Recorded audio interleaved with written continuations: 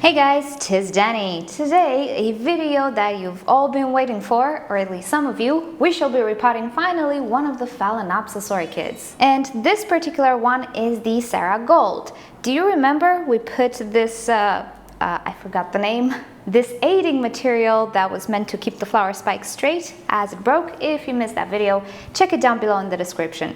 So the flower spikes are gone, flowers are gone. It is very safe for us to just cut them at this point, just to make our lives easier. So if you don't know my problem with the Phalaenopsis complex hybrids, they're a little bit too big for the setup. I have the clay pot, the clay medium, everything is kind of drying out too fast. In short words, it breathes way too much. Now it's okay for an orchid to breathe, of course, but depending on climate and lifestyle, it can be a little too much. So at this point, I'm not entirely sure how big the root system on this orchid is. I don't have a pot prepared, so I want to remove it from its pot first, see how the roots are doing, how many of them are still alive, and then we'll decide on a plastic pot. Now, what I've discovered with my very porous pots is that roots don't really stick to it all that much. So in some cases, I can easily remove the roots from the pot without actually breaking them. So first of all, I'm gonna try this before I wet the medium. I like to actually work with dry medium because it just flows faster and better, fills up those pockets. But in case this doesn't work, I will have to water the orchid. So I will try to grab this orchid from the base of the axis, which is a little hard because this orchid is leaning forward a lot. And let's see what happens if I try to pull up a bit. This might look a little disturbing, but actually I'm not pulling way too hard on the orchid. Okay, finally this orchid came out. Oh no. Yeah, I broke one of them. And here we go. It wasn't all that much, I have to say, except this one. But this is quite decent. The roots look okay, don't think I have to cut many. These were very old roots. This orchid, yet again, was one of those slightly dehydrated orchids. So these roots were all very old roots. And I can definitely cut them now. They're not alive anymore. Oops! Alrighty, learn from Danny's mistakes. When you see a dry Phalaenopsis root, just check it on its entire length because Phalaenopsis can have dry sections, but the roots might still be alive. So let's see what I actually cut here. Yeah, it was, oh no, it was a perfectly good root. So don't hurry like I just did.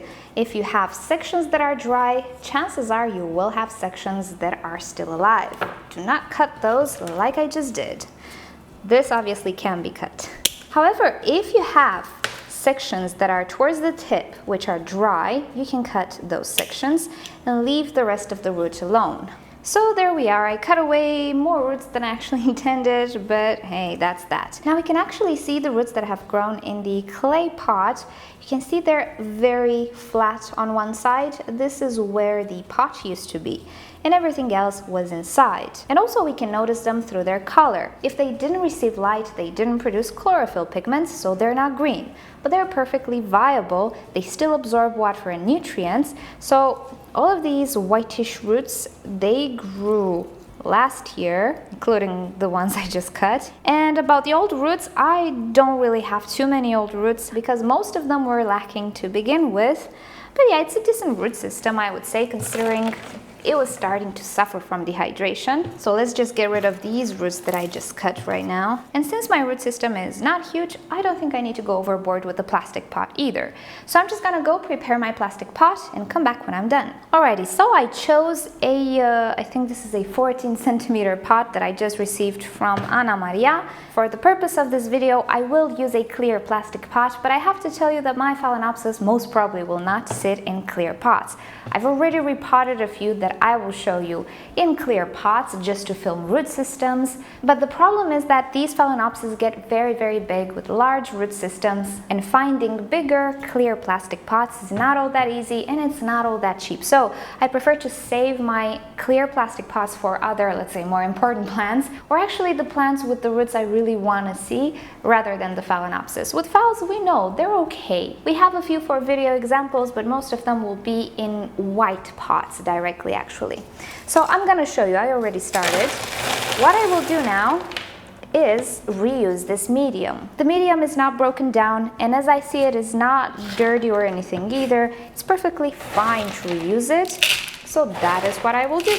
So we have a layer of medium on the bottom of the pot, and then we're just gonna try to center the orchid inside the pot.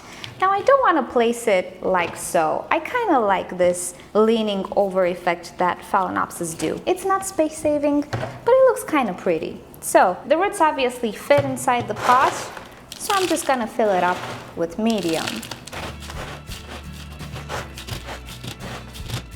And my orchid is done. As you can see, we used almost the same quantity of medium, which is nice. So all I have to do right now is water this orchid very well, and I'll come back when I'm done. And here we have a much happier orchid, at least from the point of view of hydration. Now, I didn't place a pebble layer on the top simply because I do have some other repottings to perform these days, and I don't have enough pebbles. I'm not sure when I'm gonna reach the pet shop. But with Phalaenopsis, I really didn't observe all that much damage, if at all, on the top of the medium. The pebbles will of course ensure that the water doesn't get lost through evaporation excessively. Therefore, I did leave space to put the pebbles. You can see the medium is not all the way to the top. But I can definitely do that later when I have more pebbles, since the new root tips don't get damaged by the ceramics. And I'll just have to see. If this orchid drinks too much water, I'll just rush to the pet shop and just get the pebbles. Alrighty. Now let's look at the other Phalaenopsis that I have, just so we see how they're all potted, and let's talk a little bit more about them. So as I was saying, quite a few of my Phalaenopsis orchids, the ones that are smaller actually, are potted in clear pots. And I think this is a good idea because it's nice to see the root system, how it grows. Make some videos in which we show Phalaenopsis roots.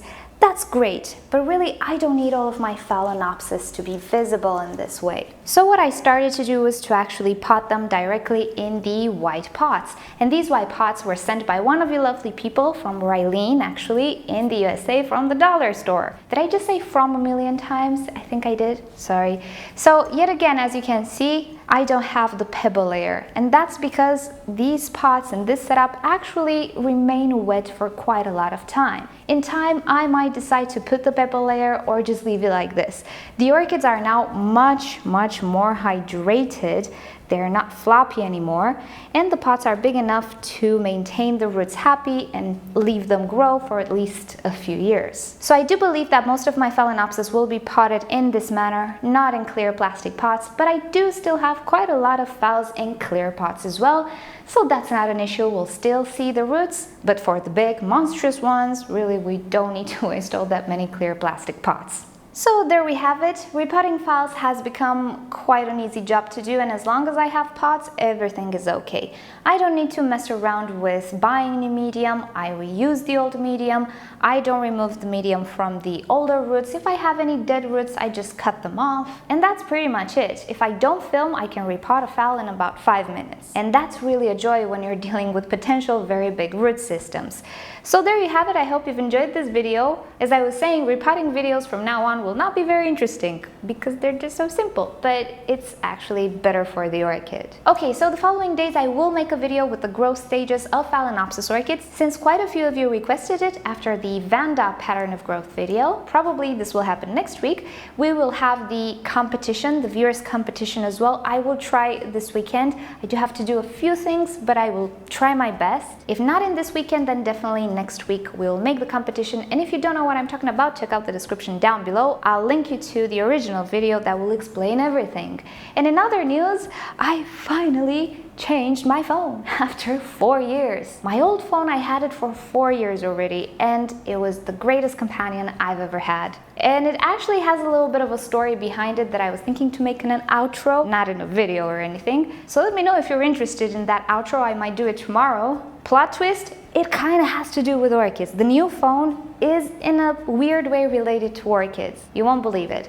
So yeah, let me know if you want to hear the funny story with me and phones. Because I have to say, with phones, I am very pretentious because I just want to keep them for as long as possible. So alrighty guys, thank you so much for watching this video. Hope you've enjoyed it. If you did, don't forget to give it a like, a share would be wonderful. And if you like to watch other orchid videos from me, simply subscribe to my channel. I post on a regular basis. And don't forget to turn on notifications so you never miss a video.